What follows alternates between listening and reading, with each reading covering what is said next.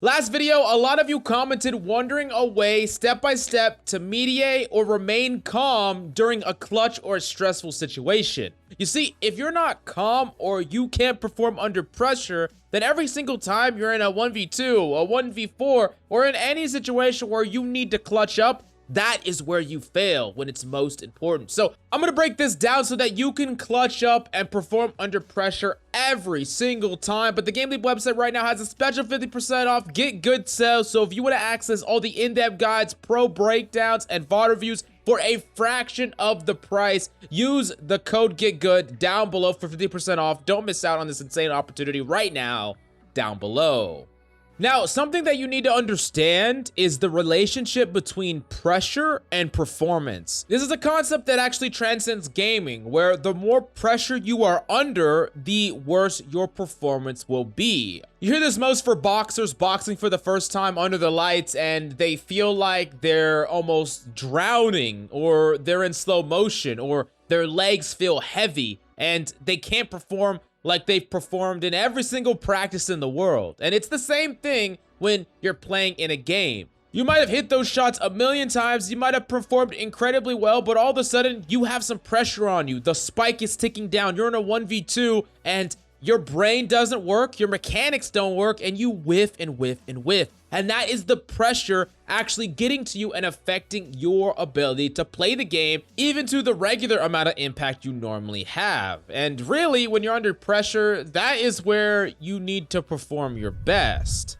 So how do you actually overcome this pressure and clutch up consistently? Well, there are 4 big keys to overcome it and still perform insanely well. The first way is repetition, and a lot of you are already doing this. This is just going through the reps of pressure, right? You've been in a high pressure situation maybe only a couple of times, maybe a couple dozen times, and it's still not enough to get rid of that feeling where you're like, oh, I got it under control. I've done this. I've been through this. It's like driving a car for the first time. It fucking sucks. It's incredibly nerve-wracking, but you know, after you've driven it a million times, it doesn't even matter anymore. You're not even thinking about it. And it's the same way with clutch situations. The more you're in these situations, the better you'll get at them. However, that's not all there is. The second big thing that you need is an emotional disconnect from your clutch situation. Many times people allow the pressure to ramp up because they think about how they're gonna feel or what's gonna happen. Like, oh, what are my teammates gonna say? Or,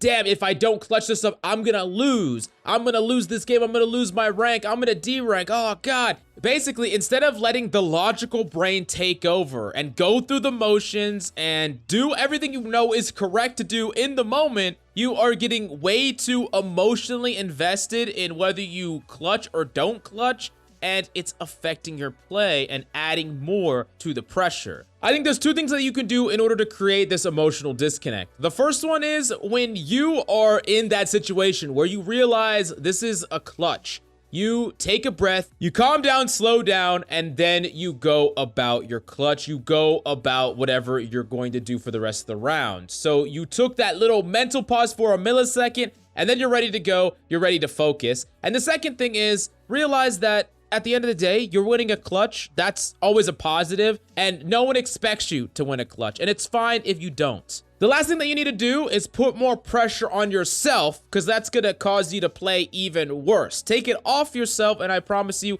you're going to start performing a lot better in these situations. Now, the next tip is incredibly important, and it actually goes back to that emotional disconnect. That moment when you're in a clutch situation, you're taking a breath, you're mentally resetting, and you're about to go for your play. You need to make a logical decision and stick to it, even if it may be wrong. A lot of the time, I see players come up with some really good decision, right? They want to go tap the spike. They want to force people to flush out. They want to clear this corner or that corner. You need to think about what you're going to do and go with your plan and not second guess. If your clutch didn't work out, after the fact, you can revisit it. You can say, maybe I didn't make the right play. You can talk to your teammates, or you can VOD review yourself, or just think, man, I should have done this instead or that instead. Next time I'll do better. But do not reassess in the middle of the play.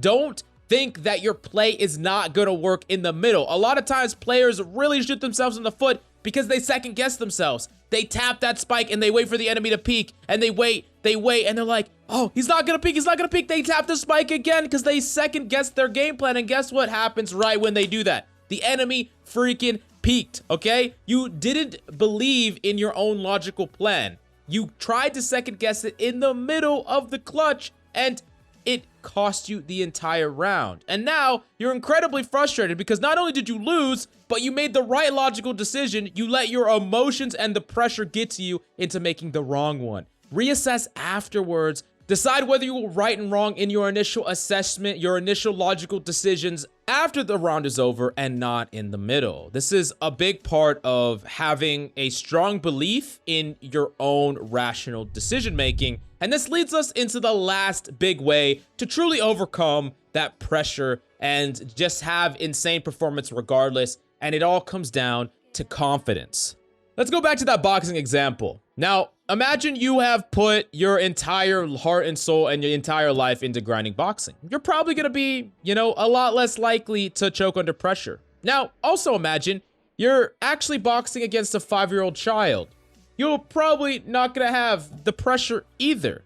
Understand that the more mechanical confidence you have in yourself, the more reliability you have in your own mechanics and decision making, the easier it is going to be for you to overcome these pressure situations and perform under pressure. You have belief that you're making the right call. You have belief that if things happen in the moment that you cannot predict, your mechanics won't fail you and they will allow you to potentially clutch anyways. Now, I know that ego is often thought of as a huge negative in Valorant. Having a duelist teammate that just has the hugest ego possible, they can do no wrong, they can pop off, and they keep making bad play after bad play, they don't enter, they bait, whatever the case may be, they have a huge ego, but they never actually perform. While I do think having an ego can be incredibly bad and hinder your progress past a certain point, I think the one time when you need to have the biggest ego possible and assume yourself to be the best player in the entire lobby is when you're clutching. Whether you're in a true 1v3 and you have to win it, it's the last round. The enemy's gonna win the damn game if they win. That is the time frame where you say, I'm gonna win this because I'm the best player. That is the time when you let your ego get fucking massive. And you allow that by thinking about all the time and all the effort you put into grinding your mechanics, all the time and effort you put into watching videos like this where you really grinded your game sense, watching VODs, learning positioning, whatever the case may be, whatever you have to dig into to have that ego, have that confidence. Because when you're in a 1v3, ain't no one there to help you. Ain't no one there to bail you out but yourself. So you have to be the best version of yourself in that moment. And it's only going to start with the belief, baby. Speaking of belief, the GameLeap website is the best place to grind your skill into belief by quickly earning and learning all the skills you need to climb the ladder. So use our special 50% off Get Good sale to get access to all the in-depth guides at a fraction of the cost. Don't miss out right now down below.